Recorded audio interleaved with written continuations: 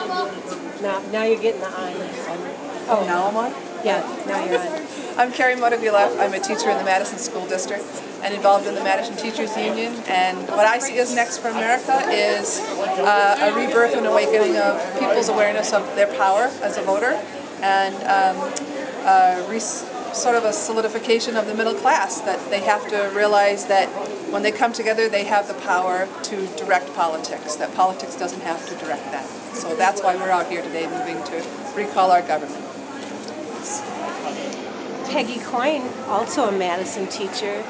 Carrie and I, along with about 1,700 of our close friends, have been very active in Wisconsin when our current governor launched this far right-wing agenda that we now know is not his agenda. It's an agenda that's been driving a lot of legislation in states, several states throughout the Midwest.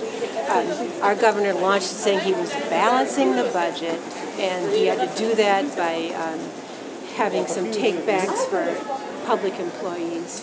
But he's also doing that, taking over $8 million away from public education, and it's becoming more and more apparent this is not about a budget. This is about an agenda to keep the middle class down. But as educators, I'm most concerned about the fact that in this country we believe a free and appropriate public education is a right for everyone, and if they are working toward privatizing education, it certainly takes away from our foundation for democracy.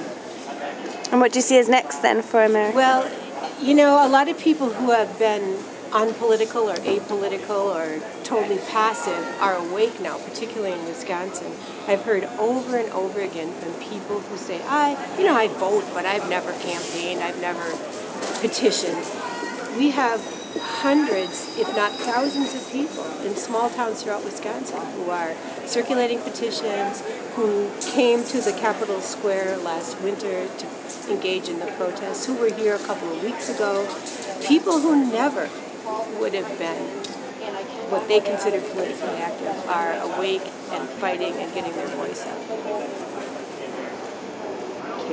All right.